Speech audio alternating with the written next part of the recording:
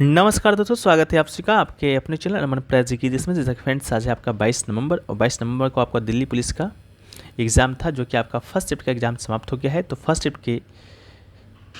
में आपके जीके जिसके क्वेश्चन से जो 50 प्लस पूछे गए थे, उनमें से अधिकतम रियल प्रश्न जो कि मुझे प्राप्त हो गए हैं, तो उन सभी प्रश्नों को देखेंगे, साथ में उनसे जुड़े एक्स्ट्रा फैक्ट्स को भी देखेंगे। तो चलिए वीडियो को स्टार्ट करते हैं। इससे पहले चैनल पर है, चैनल को सब्सक्राइब कर लीजिएगा और नोटिफिकेशन बेल कॉल पे क्लिक कर लीजिएगा। पीडीएफ की बात करेंगे, टेलीग्राम पे मिल जाएगा, लिंक डिस्क्रिप्शन में दिया गया है। ठीक है, तो सबसे पहले हम लोग बात करते हैं आज के पहले प्रश्न से। तो पहला जो प्रश्न आपका है कि भारतीय राष्ट्रीय कांग्रेस की स्थापना आपका कब हुआ था। भारतीय राष्ट्रीय कांग्रेस की बात करेंगे तो इसे शॉर्ट फॉर्म में हम लोग INC कहते हैं। INC कहते हैं, इंडियन नेशनल कांग्रेस इंग्लिश में। ठीक है, तो इसके स्थापना संबंधित प्रश्न आपसे पूछा गया था। तो इसका स्थापना आपका 1885 ईस्वी में हुआ था। ठीक है, 28 दिसंबर 1885 को मुंबई में होता है। मुंबई उस समय बॉम्बे के नाम से जाना जाता था। बॉम्बे में एक आपका महाविद्यालय था जो कि आपका गोकुलदास तेजपाल संस्कृत महाविद्यालय के नाम से जाना जाता। इसके जो संस्थापक थे वो आपके थे एलन ऑक्टेवियन ह्यूम। ठीक है, Allan Octavian Hume, AO Hume के नाम से इन्हें जाना जाता है। इसके अलावा कांग्रेस के जो पहले अध्यक्ष हुए, तो पहले जो अध्यक्ष थे आपके व्योमेश चंद्र बनर्जी इसके पहले अध्यक्ष थे। ठीक है, तो इसका स्थापना होता है 1885 में, 28 दिसंबर के दिन होता है। इसके अलावा इसमें कितने प्रतिनिधि भाग लेते हैं, तो 72 प्रतिनिधि भाग लेते हैं। और पहला जो अधिवेशन होता है उसकी अध्यक्षता आपके व्योमेश चंद्र बनर्जी के द्वारा किया जाता है। इसके अलावा सेकेंड अधिवेशन आपका 1 साल के बाद होता है 1886 में। इसके अलावा थर्ड अधिवेशन होता है 1887 में। ठीक है, तो सेकेंड जो अधिवेशन होता है उसकी अध्यक्षता आपके करते हैं दादा भाई नौरोजी। दादा भाई नौरोजी करते हैं, इसको भी याद रखिएगा। इसके अलावा जो थर्ड अधिवेशन होता है उसकी अध्यक्षता करते हैं बदरुद्दीन तैयबजी। ठीक है, बदरुद्दीन तैयबजी करते हैं। ये बदरुद्दीन जो तैयबजी हैं, ये आपके भारतीय राष्ट्रीय कांग्रेस के अधिवेशन की अध्यक्षता करने वाले पहले मुस्लिम है। ठीक है, क्या है, तो पहले मुस्लिम अध्यक्ष हैं, इसको भी आप याद रखिएगा। ठीक है, तो ये प्रश्न आपसे पूछा गया था। चलिए वीडियो में आगे बढ़ते हैं। भाई इससे पहले आपको बता दें कि अगर आप SSC 2023 में कंडक्ट हुए किसी भी एग्जाम का PDF लेना चाहते हैं, चाहे आपका SSC MTS 2023 का PDF हो, या CGL 2023 का PDF हो, मेंस का हो या प्री का हो, CPU का हो, CSL का हो, या आपका पूरा PDF लेना चाहते हैं, तो उसके लिए प्राइस रखा गया है इसमें, जिसमें आपको दिल्ली पुलिस का जो 2020 में एग्जाम हुआ था वो भी PDF आपको शामिल रहेगा। ठीक है, तो पूरे PDF प्राप्त करने के लिए आपको 75 रुपये पे का शुल्क करना पड़ेगा। अगर आप किसी एक का लेना चाहते हैं तो अलग अलग प्राइसों में आप इसको भी पे करके इसको प्राप्त कर सकते हैं। PDF को प्राप्त करने के लिए 2 व्हाट्सएप नंबर दिया गया है। दोनों व्हाट्सएप नंबर में से किसी एक पर संपर्क कर लीजिएगा, आपको PDF के बारे में और भी जानकारी मिल जाएगी। PDF का सबसे बड़ा खास बात है कि PDF में सभी प्रश्नों के साथ आपको इंपॉर्टेंट एक्स्ट्रा फैक्ट्स देखने को मिलता है, जो कि आपके एग्जामों में आए हुए रहते हैं उस प्रश्न से रिलेटेड। ठीक है, तो जाइए, आप लोग डिस्क्रिप्शन में भी लिंक मिल जाएगा व्हाट्सएप का, नहीं तो व्हाट्सएप नंबर सेव करके भी आप लोग प्राप्त कर सकते हैं। नेक्स्ट क्वेश्चन पूछा गया कि TH विनायकरम किस वाद्य से संबंधित है। तो कल ही हमने आपको बताया था TH विनायकरम के बारे में और आपके तोताराम शर्मा के बारे में। और सौभाग्य देखिए कि दोनों जो प्रश्न हैं आज के आपके फर्स्ट में पूछा जा चुका है और कल के हमने फर्स्ट में आपको बताया था। ठीक है, तो TH विनायकरम की बात करेंगे तो TH जो विनायकरम है वो आपके घटम वाद्य से संबंधित है, तो इसका राइट आंसर क्या होगा, घटम होगा। ठीक है, इसके अलावा कुछ और महत्वपूर्ण कलाकार हैं, सभी कलाकारों के बारे में जानना है तो कल के फर्स्ट का वीडियो देख लीजिएगा। नहीं तो एक आपका दिल्ली पुलिस से आपका ओरिएंटेड एक वीडियो भी बनाया गया है। ठीक है, जिसमें आपको इंपॉर्टेंट टॉपिक्स कराए गए हैं, जहाँ से प्रश्न आपके बन रहे हैं उसको भी आप लोग देख सकते हैं। परसों तरसों ही हमने कराया था, वहाँ से भी प्रश्न आपके हर शिफ्ट में 2 से 3 प्रश्न तो एक टॉपिक से देखने को मिल रहे हैं, बाकी 4-5 टॉपिक्स हमने आपको करा दिया था। ठीक है, तो देखिए कुछ महत्वपूर्ण कलाकार को अभी भी हम लोग देख लेते हैं, जैसा कि उस्ताद बिस्मिल्लाह खां। उस्ताद बिस्मिल्लाह खां की बात करेंगे तो इनका संबंध आपके सनाई से है। पंडित रविशंकर की बात करेंगे तो इनका संबंध सितार से है। हरि 50 रसिया आपके वश्यवादक हैं। पंडित शिवकुमार शर्मा आपकी संतूरवादक हैं। उस्ताद जाकिर हुसैन तबलावादक हैं। इन्हें क्या मिला है, तो पद्म विभूषण मिला है। कब मिला है, 2023 में, इसको भी याद रखिएगा। अमजद अली खान आपके सरोज से हैं। पंडित रामनारायण आपकी सरंगी से है। और कल ही पूछा गया था संगीत से शकूर खां के बारे में भी पूछा गया था। ठीक है, तो शकूर खां का भी संबंध आपके सरंगी से ही है। उस्ताद असद अली खां का संबंध रुद्रबीना से है। TH विनायकरम घटम से है। रामानंद V राघवन आपका मृदगम से है। ठीक है, नेक्स्ट आपका है पूछा गया कि बथकुम्बा किस राज्य का लोक नृत्य है। बथकुम्बा की बात करेंगे तो ये फ्रेंड्स आपका तेलंगाना का प्रसिद्ध लोक नृत्य है। तेलंगाना इसका राइट आंसर होगा। बथकुम्बा उत्सव में महिलाएं पारंपरिक पट्टू साड़ी पहनकर एक समूह में महा बथकुम्बा नृत्य करती है। बथकुम्बा तेलंगाना का एक फूल और सांस्कृतिक उत्सव है। नेक्स्ट क्वेश्चन पूछा गया कि महिला वॉलीबॉल कोर्ट की ऊंचाई कितनी होती है। महिला वॉलीबॉल कोर्ट का ऊंचाई आपसे पूछा गया है, तो इसका जो ऊंचाई होता है मीटर में बात करेंगे तो 2.24 मीटर होगा, जो कि शायद आपका मीटर में ही दिया गया था। वहीं पर अगर फीट की बात करते हैं तो 7.35 फीट आपका होता है। इसके अलावा जो वॉलीबॉल होता है उसका लंबाई चौड़ाई की जब हम लोग बात करते हैं तो A5BV जो कि आपका वॉलीबॉल कंडक्ट कराता है, उसके अनुसार जो कोर्ट का जो लंबाई होता है वो आपका 18 मीटर होता है। इसके अलावा फीट में बात करेंगे तो आपका 59 फीट। वहीं पर चौड़ाई की बात करेंगे तो चौड़ाई आपका 9 मीटर, फीट में बात करेंगे तो 29.5 फीट चौड़ा होता है। ठीक है, कोर्ट को 2 भागों में बांटा जाता है, आप लोग भी जानते हैं, जिसमें 9 मीटर 29.5 फीट के बाद एक बीच में नेट लगाया जाता है। नेट का ऊपरी हिस्सा 2.43 मीटर आपका होता है पुरुषों के लिए यानी कि मेंस के लिए, वहीं पर वुमेंस के लिए आपका 2.424 मीटर होता है। तो इस बात को भी याद रखिएगा सारे फैक्ट्स को। अगला है कि प्रयाग प्रशस्ति विलेख को पढ़ने वाला हरिसेन किसके दरबार में था। ठीक है, तो आपसे डायरेक्ट क्वेश्चन पूछा गया था। हरिसेन जो है आपका एक कवि है जो कि किसके दरबार का दरबारी कवि था, तो इसका राइट आंसर आपका समुद्रगुप्त हो जाएगा। समुद्रगुप्त के दरबार में कौन था, तो हरिसेन था। हरिसेन गुप्त सम्राट समुद्रगुप्त के दरबारी कवि था। इलाहाबाद स्तंभ शिलालेख जिसे प्रयाग प्रशस्ति के नाम से जाना जाता है, हरिसेन के द्वारा रचित 33 पंक्तियों का उल्लेख है। इसके अलावा वाणभट्ट की बात करते हैं तो वाणभट्ट आपका राजा हर्षवर्धन का दरबारी कवि था, जिसके द्वारा हर्षचरित पुस्तक भी लिखा गया है। इसके अलावा चंद्रबदई की बात करेंगे तो चंद्रबदई पृथ्वीराज चौहान का दरबारी कवि था, जिसने पृथ्वीराज राजों की रचना किया है। भवभूति की बात करते हैं तो भवभूति कन्नौज के राजा यशोवर्धन का दरबारी कवि था। इसके अलावा समुद्रगुप्त की बात करते हैं तो समुद्रगुप्त को आपका भारत का नेपोलियन भी कहा जाता है। ठीक है, तो भारत का नेपोलियन किसे कहा जाता है, तो भारत का नेपोलियन आपका समुद्रगुप्त को कहा जाता है। एक बार प्रश्न बना कि दक्षिण भारत का नेपोलियन किसे कहा जाता है, तो दक्षिण भारत का नेपोलियन किसे कहा जाता है, आप लोग कमेंट सेक्शन में बताइएगा। ठीक है, ये प्रश्न आपका दिल्ली पुलिस एग्जाम में बन चुका है। अगला है भारत में मॉन्टेग्यू चैम्सफोर्ड सुधार वर्ष डैश वर्ष में पेश किया गया था। तो मॉन्टेग्यू जो चैम्सफोर्ड सुधार वर्ष था वो दोस्तों आपका 1919 में पेश किया गया था, जो कि भारत सरकार अधिनियम 1919 का आधार बना था। इन सुधारों को प्रथम विश्व युद्ध के बाद दौरान भारत के सचिव थे एडविन सैमुअल मॉन्टेग्यू, और 1916 तथा 1921 के बीच भारत के वायसराय रहे आपके लॉर्ड चैम्सफोर्ड के नाम पर मॉन्टेग्यू चैम्सफोर्ड कहा गया था। अगला है 2011 की जनगणना में कितने प्रश्न पूछे गए थे। ठीक है, तो 2011 की जनगणना की बात करते हैं तो 2011 का जो जनगणना है आपका इसमें 2 सूची शामिल किया गया था, एक आवास सूची, इसके अलावा आपका आवास की गणना। टोटल प्रश्न की बात करेंगे तो 34 प्रश्न था। ठीक है, इसके अलावा जनगणना के दौरान 29 प्रश्न आपके रद्द किए गए थे। ठीक है, इसके अलावा 2011 की जनगणना आपका स्वतंत्रता के बाद 7वीं जनगणना था। इसके अलावा 1872 से अगर गिनते हैं तो आपका 15वां जनगणना था। स्वतंत्रता के बाद की बात करेंगे तो पहली जनगणना 1951 में हुआ था। अगला है मुजफ्फरपुर में अलीपुर षड्यंत्र में किस जज की हत्या का प्रयास किया गया था। तो मुजफ्फरपुर में जो अलीपुर षड्यंत्र हुआ था उसमें दोस्तों आपका डगलस किंग्सफोर्ड आपका जज का नाम था, उसकी हत्या का प्रयास किया गया था। ठीक है, ये जो नाम है अलीपुर षड्यंत्र बाद में चलकर अलीपुर बॉम्बे केस ट्रायल के नाम से जाना जाता है। तात्पर्य मुजफ्फरपुर के जिला जज की हत्या के प्रयास से है। अलीपुर बम कांड में चितरंजन दास के द्वारा अरविंदो घोष का बचाव किया गया था। ये जो साजिश है आपका 1908 में हुआ था। इसे मनिक टोला बम षड्यंत्र या मोरारी पुकार षड्यंत्र के नाम से भी जाना जाता है। डगलस किंग्सफोर्ड अलोकप्रिय ब्रिटिश मुख्य न्यायाधीश मुजफ्फरपुर उत्तरी बिहार में फेंके बम का निशाना थे। बम फेंकने वाले क्रांतिकारी प्रफुल्ल चाकी थे और खुदीराम बोस थे। जिस गाड़ी में बम फेंका गया था उसमें दोस्तों आपका किंग्सफोर्ड नहीं था, बल्कि 2 अंग्रेज महिला थी जो हमले में मारी गई थी। इसके बाद प्रफुल्ल चाकी ने आत्महत्या कर लिया था और खुदीराम बोस को गिरफ्तार कर लिया गया था और बाद में फांसी दे दिया गया था जब वो मात्र 18 वर्ष के थे। नेक्स्ट आपका है गोवा किस खनिज के लिए प्रसिद्ध है। तो गोवा की बात करते हैं तो दोस्तों आपका लौह अयस्क खनिज के लिए प्रसिद्ध है, तो इसका राइट आंसर आपका लौह अयस्क हो जाएगा। नेक्स्ट आपका है निम्नलिखित में से क्या मानव शरीर में सबसे प्रचुर मात्रा में खनिज पाया जाता है। तो कैल्शियम इसका राइट आंसर हो जाएगा। कैल्शियम मानव शरीर में सबसे प्रचुर मात्रा में खनिज है। इसके कई महत्वपूर्ण कार्य है जो शरीर के कुल वजन का 1.5 से 2% होता है। एक वयस्क मानव के शरीर में लगभग 1200 ग्राम कैल्शियम मौजूद होता है, जो उस मात्रा का 99% से अधिक हड्डियों में पाया जाता है। नेक्स्ट क्वेश्चन पूछा गया, लोक लेखा समिति में कितने सदस्य होते हैं।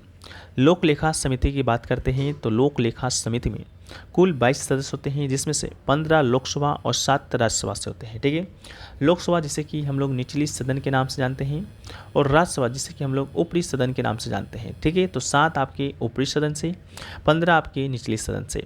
इसके अलावा लोक लेखा समिति पहली बार 1921 में भारत सरकार अधिनियम 1919 प्रावधानों के तहत स्थापित किया गया था। यह आपका अस्थायी संसदीय समिति में से एक है, जिसमें समिति सार्वजनिक धन खर्च करने की प्रणाली और परिणामों की जांच करता है। 22 सदस्य होते हैं, 15 लोकसभा और 7 राज्यसभा। इसके अलावा सदस्यों का जो कार्यकाल होता है 1 वर्ष का होता है। इसका मुख्य कार्य कैग की रिपोर्ट का अध्ययन करना है। अगला है 1928 का ओलंपिक कहाँ हुआ था। 1928 का ओलंपिक आपका हुआ था एम्स्टर्डम में, जो कि नीदरलैंड की राजधानी है एम्स्टर्डम। ठीक है, 1928 का जो ओलंपिक हुआ था उसमें भारत ने पहली बार आपका हॉकी में भाग लिया था और पहली बार हॉकी में गोल्ड मेडल भी उसी ओलंपिक में जीता था। इस कारण ये ओलंपिक है आपके एग्जाम के लिए इम्पोर्टेंट है। इसके अलावा उसमें जो हॉकी टीम के कप्तान थे वो आपके जयपाल सिंह थे, जो कि आपके प्रश्न का पार्ट पहले एसएससी के द्वारा कराए गए एग्जाम का पार्ट बन चुका है। अगला है पद्म विभूषण से सम्मानित होने वाली पहली भारतीय ओडिसी नर्तंगना कौन थी। तो इसका राइट आंसर आपका सोनल मानसिंह हो जाएगा। सोनल मानसिंह की बात करेंगे तो कल ही पूछा गया था किस शास्त्रीय नृत्य से संबंधित है। तो आपके भरतनाट्यम से भी है और आपका ओडिसी से भी है। ठीक है, भारत के राष्ट्रपति ने उन्हें राज्यसभा सदस्य के रूप में चुनाव के लिए प्रस्तावित किया है। 1992 में इन्हें पद्म भूषण और 2003 में इन्हें पद्म विभूषण से भी सम्मानित किया गया है। नेक्स्ट आपका है द इनहेरिटेंस ऑफ फ्लॉस के लेखक कौन है। तो इनहेरिटेंस ऑफ फ्लॉस पुस्तक है, उसके लेखक हैं आपके किरण देसाई। ठीक है, तो किरण देसाई इसका राइट आंसर होगा। भारतीय उपन्यासकार किरण देसाई के द्वारा लिखित दूसरी पुस्तक का शीर्षक है द इनहेरिटेंस ऑफ फ्लॉस। इसका शुरुआत आपका 2006 में जारी किया, 2006 में हुआ था। 2006 में वोडाफोन क्रॉसवर्ड बुक अवार्ड और 2007 में national book critics circus fiction award भी जीता है। इसने उस वर्ष बुकर पुरस्कार भी जीता है। इसके अलावा इनके द्वारा और भी पुस्तकें लिखी गई हैं, जैसा कि हुला बालू इन द ग्वाबा, ऑर्चिड, नष्टांगुलेड, अनंतराव काशवम, जीवन रेशा और कविता संग्रह इनके द्वारा लिखी गई पुस्तक है। इसके अलावा इनके द्वारा the God of small things पुस्तक भी लिखा गया है। मिनिस्ट्री एट मोस्ट हैप्पीनेस पुस्तक लिखा गया है। इसके अलावा द डॉक्टर एंड सेंट आज़ादी वर्किंग विद द कॉमरेड्स, ये सभी पुस्तक आपके अनुति रॉय के द्वारा लिखा गया है, इसको भी याद रखना है। चेतन भगत जी के द्वारा 5 point someone, one night at the call center, 3 mistakes of my life, two a state and revolution 2020, ये पुस्तक आपके चेतन भगत जी के द्वारा। जुपालरी की बात करते हैं तो जुपालरी के द्वारा the namesake, interpreter of maladies, the lowland, unaccustomed and whereabouts, ये सभी पुस्तक जुपालरी जी के द्वारा लिखा गया। अगला है रसीदी टिकट निम्न में से किसकी आत्मकथा है। रसीदी टिकट की बात करेंगे तो आपकी अमृता प्रीतम के द्वारा लिखा गया आत्मकथा है। ये बहुत ही बहुचर्चित आत्मकथा है। अमृता प्रीतम की बात करेंगे तो उन्हें पंजाबी भाषा की पहली कवयित्री माना जाता है और उन्हें भारत और पाकिस्तान दोनों में समान रूप से प्यार है। इसके अलावा 6 दशक के अपने करियर में उन्होंने लगभग 100 किताबें लिखी हैं, जिसमें उनकी सबसे प्रचलित आत्मकथा है रसीदी टिकट। इसके अलावा एक पुस्तक और है पिंजर, जो कि आपके एग्जाम का पार्ट बन चुका है पहले की शिफ्टों में। तो पिंजर भी जो उपन्यास है ये भी पुस्तक आपका इन्हीं के द्वारा लिखा गया है। आपका किसके द्वारा, तो आपका अमृता प्रीतम के द्वारा। 7 में 1969 में इन्हें पद्मश्री, 2004 में इन्हें पद्म विभूषण अवार्ड से भी सम्मानित किया गया है। 1969 से आपको क्या याद रखना है, 1969 से याद रखना है कि इकोनॉमिक्स का जो नोबेल पुरस्कार है आपका 1969 में ही देना शुरू हुआ था। ठीक है, इसको भी याद रखना है। अगला है राजा रेड्डी और राधा रेड्डी निम्नलिखित में से किस नृत्य से संबंधित है। तो राजा रेड्डी की बात करेंगे या राधा रेड्डी की बात करेंगे, दोनों कुचिपुड़ी शास्त्रीय नृत्य संबंधित हैं। कुचिपुड़ी शास्त्रीय नृत्य आपका आंध्र प्रदेश का शास्त्रीय नृत्य है, इसको भी याद रखना है, ये तो आप लोग जानते ही होंगे। ये दोनों क्या हैं, तो दोनों पति पत्नी हैं। ठीक है, तो जितने भी आपके लास्ट में अगर रेड्डी आए, ठीक है, यामिनी रेड्डी हो गया, राजा रेड्डी हो गया, किशन रेड्डी हो गया, राधा रेड्डी हो गया, ये सब रेड्डी जितने भी आएंगे उन सभी का संबंध आपका ज़्यादातर आपका कुचिपुड़ी शास्त्रीय नृत्य से ही रहेगा। ठीक है, अगला है कि शास्त्रीय नृत्य में कितने रस होते हैं। तो नाट्य शास्त्र के अनुसार भारत की नृत्य शैली में 8 रस यानी संवेदनाएं होते हैं। नवीनतम रस शांता है, जिसका अर्थ शांति है, जिसे अभिनव गुप्ता ने जोड़ा है। ठीक है, तो 8 रस कौन कौन से हैं, एक तो श्रृंगार है, इसके अलावा हास्य है, करुणा है, रौद्र है, वीर है, भयानक है, इसके अलावा विभत्स है और आपका अद्भुत है। नेक्स्ट क्वेश्चन पूछा गया पदक तालिका में टोक्यो ओलंपिक 2020 में ओलंपिक में पदक तालिका में टोक्यो 2020 ओलंपिक में भारत की रैंक क्या था। तो भारत की रैंक की बात करते हैं तो भारत का रैंक था 48, तो इसका राइट आंसर आपका 48 हो जाएगा। ये जो आपका ओलंपिक है ये आपका जापान की राजधानी टोक्यो में आयोजित हुआ था। ओलंपिक का 32वां संस्करण था। इसके अलावा इस पे टॉप पर आपका अमेरिका रहा था। टॉप पर आपका अमेरिका रहा था फर्स्ट पर, इसने कुल 113 पदक अपने नाम किए थे। इसके अलावा अमेरिका के बाद आपका सेकेंड स्थान पे आपका चीन रहा था जिसने 88 पदक अपने नाम किए थे। इसके अलावा जो जापान था वो आपका थर्ड स्थान पे रहा था। ठीक है, तो फर्स्ट सेकंड थर्ड आप लोग जान लीजिए और भारत का रैंक जान लीजिए। ठीक है, इसके अलावा भारत ने कुल टोटल 7 पदक अपने नाम किए थे। वो 7 पदक कौन कौन से थे, किस किस ने जीता है, यह आपके लिए इंपॉर्टेंट हो सकता है, तो इसको भी एक बार देख लीजिए। ये 7 पदक की बात करते हैं तो 7 पदक में सबसे पहले जो स्वर्ण पदक है सबसे इंपॉर्टेंट है। स्वर्ण पदक आपके नीरज चोपड़ा जी के द्वारा जीता गया था, जो कि भाला फेंके थे। भाला फेंक स्पर्धा में 87.58 मीटर भाला फेंक कर ये नीरज चोपड़ा जी ने स्वर्ण पदक अपने नाम किया था। इसके बाद आपका मीराबाई चानू ने रजत पदक अपने नाम किया। इसके अलावा आपका रवि कुमार दहिया रजत पदक। कांस्य पदक की बात करेंगे तो 4 कांस्य पदक आया था। एक आपके पीवी सिंधु, दूसरा आपके लवलीना बोर्गोहेन, तीसरा आपका पुरुषों की राष्ट्रीय फील्ड हॉकी टीम ने, और कांस्य पदक जीता था आपका बुजंग पुनिया ने। ठीक है, अगला है आपका वो है कि अनुच्छेद 21 किस संवैधानिक संशोधन अधिनियम के द्वारा पेश किया गया था। तो आपको बता दें कि अनुच्छेद 21A से आज फर्स्ट सेट में कुल 3 प्रश्न पूछे गए थे। वो 3 प्रश्न क्या था, एक प्रश्न आपका यही था कि अनुच्छेद 21 से किस वर्ष जोड़ा गया था, तो इसका राइट आंसर 2002 था। इसके अलावा पूछा गया कि अनुच्छेद 21 किससे संबंधित है, तो ये संबंधित है 6 से 14 वर्ष से कम आयु के सभी बच्चों को मौलिक अधिकार के रूप में शिक्षा का अधिकार देना। ठीक है, तो इससे संबंधित है। इसके अलावा और क्या पूछा गया था, कौन से संविधान संशोधन के द्वारा, तो 86वां संविधान संशोधन के द्वारा। ठीक है, तो यही 3 प्रश्न आपके एग्जाम में आज पूछे गए थे। नेक्स्ट आपका है गेटवे ऑफ इंडिया किस शैली में बना हुआ है। तो गेटवे ऑफ इंडिया की बात करते हैं तो गेटवे ऑफ इंडिया आपका भारतीय इस्लामी वास्तुकला शैली बना हुआ है, तो इसका राइट आंसर होगा। इसके अलावा गेटवे ऑफ इंडिया को भारत का प्रवेश द्वार भी कहा जाता है। भारत के मुंबई शहर के दक्षिण में समुद्र तट पर स्थित एक स्मारक है। स्मारक को दिसंबर 1911 में अपोलो बंदर मुंबई तब बम्बे में ब्रिटिश साम्राज्य राजा सम्राट जॉर्ज पंचम और महारानी मैरी के प्रथम आगमन की याद में बनाया गया था। ठीक है, एक क्वेश्चन फ्रेंड्स पूछा गया था जीएनपी का फॉर्मूला। जीएनपी की बात करते हैं हम लोग। जीएनपी का जो फॉर्मूला होता है आपका ग्रोस नेशनल प्रोडक्ट होता है। जीडीपी की बात करेंगे तो ग्रोस डोमेस्टिक प्रोडक्ट होता है। तो जीएनपी का फॉर्मूला पूछा गया, तो जीएनपी का फॉर्मूला होता है जीडीपी माइनस विदेशों के द्वारा देश में उत्पादित अंतिम वस्तुओं और सेवाओं का मौद्रिक मूल्य प्लस विदेशों में देश के नागरिक के द्वारा उत्पादित अंतिम वस्तुओं और सेवाओं का मौद्रिक मूल्य सकल राष्ट्रीय उत्पाद है। ठीक है, तो ये जीएनपी का फॉर्मूला है, ये आपसे पूछा गया था। अगला है भरतनाट्यम और कथक 2021 में संगीत नाटक अकेडमी पुरस्कार किससे मिला है। तो भरतनाट्यम की बात करेंगे तो द्वय लक्ष्मी ईश्वर को मिला है भरतनाट्यम से, और कथक की बात करेंगे तो कथक से आपका श्याम भाटे को मिला है 2021 में संगीत नाटक अकेडमी पुरस्कार। अगला है तोताराम शर्मा डैश के प्रतिपादक हैं। तो तोताराम शर्मा आपके पखावज के प्रतिपादक हैं, तो राइट आंसर आपका पखावज होगा। पखावज एक पीपा के आकार का 2 तरफा ढोल है जो मुख्यतः भारतीय उपमहाद्वीप से संबंधित है। 2 तरफा ढोल का सबसे पुराना संस्करण है और इसके वंशज दक्षिणी भारतीय के मृदगम और समुद्री दक्षिण पूर्व एशिया और अन्य दक्षिण 2 तरफा ढोल है। नेक्स्ट आपका होला गोचा नेट से संबंधित कोई पूछा गया था, ये भी नहीं मिल पाया है, तो आप लोग कमेंट सेक्शन में इसका सही उच्चारण लिखिएगा। अगला है भारतीय ओलंपिक संघ किस वर्ष स्थापित किया गया था।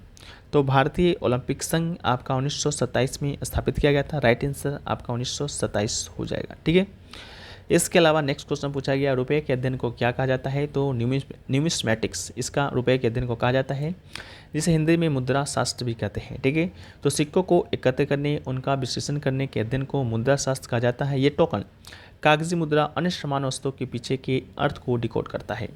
अगला है उत्तर दक्षिण गलियारा स्वर्ण चतुर्भुज कौन से राष्ट्र से जोड़ता है। तो ये भी क्वेश्चन थोड़ा सा कन्फ्यूजिंग था, समझ में नहीं आया क्या पूछा गया था। उत्तर दक्षिण गलियारा पूछा गया कि स्वर्णिम चतुर्भुज पूछा गया कि पूर्व पश्चिम गलियारा पूछा गया। लेकिन अभी हम लोग बात करेंगे उत्तर दक्षिण और पूर्वी पश्चिम गलियारा के बारे में। ठीक है, तो देखिए, जो आपका उत्तर दक्षिण जो गलियारा है वो आपका जम्मू कश्मीर के श्रीनगर को तमिलनाडु के कन्याकुमारी से जोड़ने वाला गलियारा है, उत्तर दक्षिण गलियारा, ठीक है। अब वहीं पर बात करेंगे पूर्व पश्चिम गलियारा का, तो पूर्व पश्चिम गलियारा आपका असम के सिलचर को गुजरात के पोरबंदर से जोड़ता है, वो आपका पूर्व पश्चिम गलियारा है। और उत्तर दक्षिण तथा पूर्व पश्चिम गलियारों का जो संगम है वो आपका उत्तर प्रदेश के झांसी में होता है, ठीक है, जिसको भी याद रखिएगा। झांसी को दोनों गलियारों का केंद्र बिंदु भी माना गया है। बाकी इसका क्या उच्चारण आया था आप लोग कमेंट सेक्शन में बताइएगा, जो लोग एग्जाम देकर आ रहे हैं। अगला क्वेश्चन पूछा गया, मौलिक कर्तव्य कौन सा नहीं है, तो आपको ऑप्शन के अनुसार बताना था, लेकिन ऑप्शन में एक कुछ निर्वाह कृषि करके दिया गया था, जो कि आपका मौलिक कर्तव्य नहीं है। मौलिक कर्तव्य की बात करते हैं तो इसे 42वां संविधान संशोधन 1976 के माध्यम से हमारे भारतीय संविधान में अनुच्छेद 51A में भाग 4A में जोड़ा गया था। लेकिन जब 1976 में जोड़ा गया तो उसमें मात्र 10 ही मौलिक कर्तव्य जोड़े गए। एक जो मौलिक कर्तव्य है वो जोड़ा गया था आपका 2002 में 86वां संविधान संशोधन के माध्यम से, जिसके बारे में अभी हम लोगों ने देखा है। वो 11 मौलिक कर्तव्य कौन कौन से हैं जो कि वर्तमान में हैं, वो है कि संविधान का पालन करते हुए राष्ट्रीय ध्वज और राष्ट्रगान का सम्मान करना, स्वतंत्रता संग्राम के सिद्धांतों का पालन करना, भारत की संप्रभुता और अखंडता की रक्षा करना, जब आह्वान किया जाए तो देश की रक्षा करें और राष्ट्रीय कर्तव्य प्रदान करना, भाईचारे की भावना विकसित करना, मिश्रित संस्कृति को जीवित रखना, प्राकृतिक पर्यावरण की रक्षा करना, वैज्ञानिक सोच को विकसित करना, सार्वजनिक संपत्ति को सुरक्षित रखना, उत्कृष्टता के लिए प्रयास करना, और सभी माता पिता अभिभावकों की जिम्मेदारी है कि वो अपने 6 से 14 साल के बच्चे को स्कूल भेजें, टीआई शिक्षा दें। यही मौलिक कर्तव्य आपका 2002 में जोड़ा गया था, ठीक है। अगला है कि नेट नेशनल प्रोडक्ट यानी कि NNP एट फिक्स्ड कॉस्ट यानी कि कारक लागत पर शुद्ध राष्ट्रीय उत्पाद क्या है, तो दोस्तों आपका इक्वल टू नेशनल इनकम यानी कि राष्ट्रीय आय के बराबर है। तो इसका राइट आंसर होगा कारक लागत पर शुद्ध राष्ट्रीय उत्पाद NNP राष्ट्रीय आय के बराबर है। किसी भी अर्थव्यवस्था का शुद्ध राष्ट्रीय उत्पाद NNP मूल ह्रास के कारण होने वाले नुकसान को घटाने के बाद सकल राष्ट्रीय उत्पाद GNP होता है। इसे खोजने का सूत्र है जो कि आपको यहाँ पर दिया गया है। NNP equal to GDP plus income from abroad minus depression यानी कि महंगाई, ठीक है। इसके अलावा NNP बराबर GNP माइनस डिप्रेशन भी कह सकते हैं, तो ये पूछा गया था। और भी कुछ प्रश्न पूछे गए हैं जिसका लैंग्वेज ठीक से मिल नहीं पाया है, जैसा कि 2011 की जनगणना के अनुसार अनुसूचित जनजाति के द्वारा बोली जाने वाली सबसे अधिक भाषा कौन सी है, ठीक है, तो ये भी पूछा गया था। तो मेरे ख्याल से इसका राइट आंसर संथाली होना चाहिए, लेकिन आई डोंट कन्फर्म, ठीक है, मैं कन्फर्म नहीं हूँ। अगला है कि मुख्यमंत्री से रिलेटेड था, किसी दूसरे मुख्यमंत्री के साथ काम करता है, क्या पद होता है, ऐसा कुछ था। एक आपका वायलिन वादन से रिलेटेड भी था, ये भी नहीं मिल पाया है। बाकी तो हर्षचरित वाला मिल गया था, हर्षचरित किसके लिए, वो हरिश्चंद्र वाला, ठीक है। तो ये सही प्रश्न आपके एग्जाम में पूछे गए थे। आशा करते हैं वीडियो पसंद आया है। वीडियो पसंद आए तो वीडियो को लाइक शेयर सब्सक्राइब जरूर कीजिएगा। मिलते हैं नेक्स्ट वीडियो में, जब तक के लिए जय हिंद, जय भारत, वंदे मातरम।